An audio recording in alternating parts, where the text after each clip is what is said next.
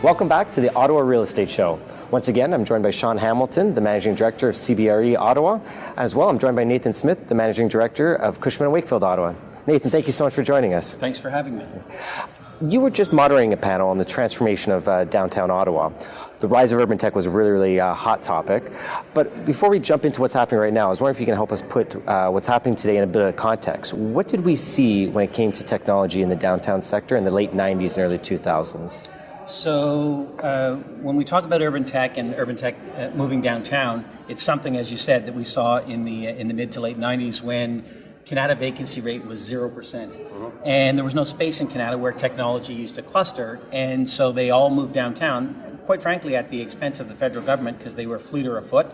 They took a lot of big space downtown, took several of the buildings, one on Metcalfe Street, one on Elizabeth Street. They took the entire building and they came.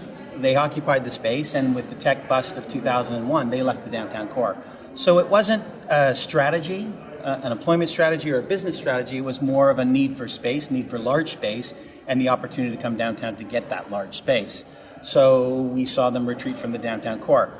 This time we think it's a little bit different. So obviously the big name is Shopify. So Shopify started in the Byward Market. They moved into the downtown core. They took a significant spot at 150 Elgin Street, 170,000 square feet.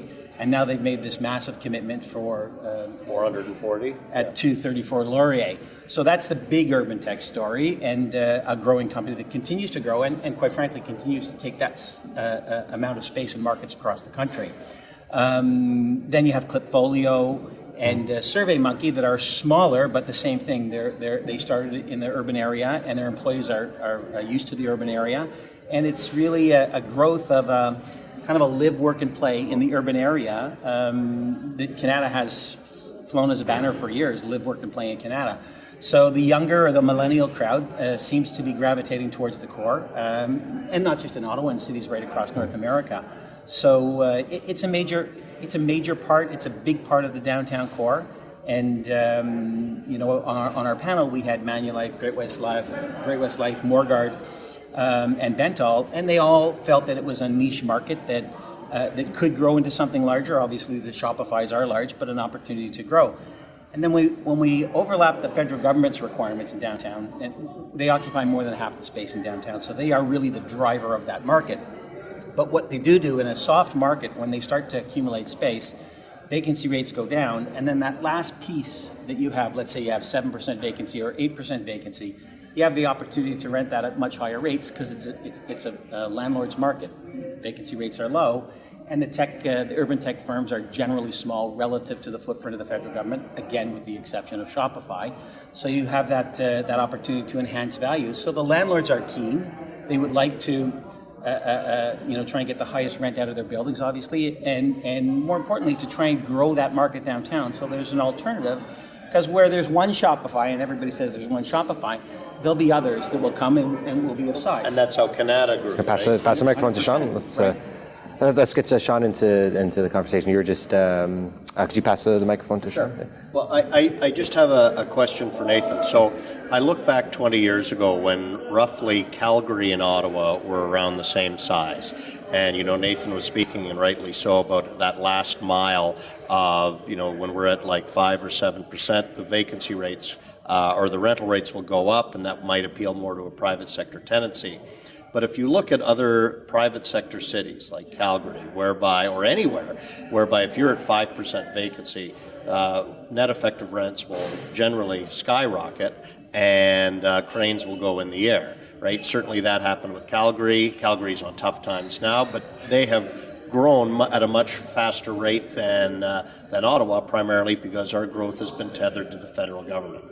With now, and I'm not even going to say an equalizing, but with the rise of a sustainable private sector in Ottawa, whereby we call it urban tech or the service, accounting, lawyers, do you see that potentially driving rental rates above what traditionally has been the ceilings in Ottawa, and perhaps leading to cranes being in the ground earlier than they would have been in the past? Because we're the only market in North America. Downtown had 8 years of 3% and below vacancy rates and no development. Yeah, so it's interesting because we did ask the panel this morning, is Ottawa poised for new development in downtown Ottawa? You have LRT opening, hopefully soon. You have this urban tech that's growing, and you have the feds who have been, demonstrable, certainly in the East End. Vacancy rates, not vacancy rates, but they've taken by the end of this year, if the last two tenders that are on the street get awarded, they will have taken 500,000 square feet in the last 20 months in the eastern suburban market, dropping the vacancy rate, and it's really been the only weak market in the region, dropping the vacancy rate from somewhere in the early 20s to probably slightly below 10%. So a significant difference in that market. And so when you focus that on downtown, and we said to them, like, Mark, the vacancy rate overall is 7.1, the A-class market is 4%, it's like back to its usual stable self. Would that not promote development? The people on the panel were conservative, and they said, well, if the feds came out, and we do know that the feds are talking about 130,000 square foot EOI for downtown, or for the central area, that will give time for development. So, if the feds sponsored that size, would you guys build on the private sector, on the strength of the private sector and the strength of the emerging urban tech market? And the guys on the panel were a little bit too conservative. They said no, but I'm sure some of their investors would certainly take a look at the opportunity to put a crane in the ground. And it's not rocket science in Ottawa. So generally we don't, with the exception of, I think it was 84, 85, when 3 buildings came on the market generally at the same time, we generally get one at a time.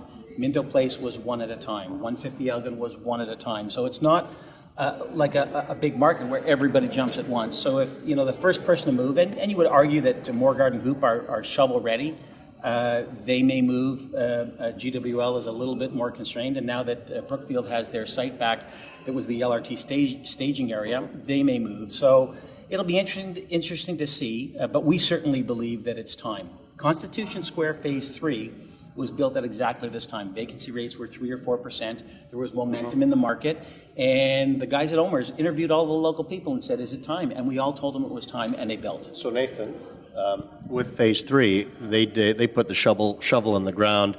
Obviously, they were at the ninth hour with a tenant and trying to push them over the edge. Minto Place, 180 Kent, was built it, and it was full before they kept. It finished. Yeah. Are we at that point now where it's build it and they will come? Do we have that kind of demand? So I certainly think that the demand is there for a build it, we will come. Are we close enough on economic rents to support it? That's really the question, right? So our vacancy rate would certainly indicate that economic rents should support it, because 4% is absolutely a landlord's market. But it'll be interesting to see. We just went through a relocation program for our own office, small office, 6,000 square feet. And to stay in the best Class A buildings, in my opinion, those are almost economic rents. So it'll be interesting to see. I think the feds will certainly give them the opportunity. Now the feds, again, are you have to be the low-cost provider to get a Fed tenant. But we've seen the feds kick off development before. So if their metrics are correct and no one can supply what needs to be supplied in existing inventory, it'll set the stage for that to happen. And I certainly believe that if they come to the market with 130 or 150,000 square feet with time to do a build-to-suit, that there'll be lots of bids for it.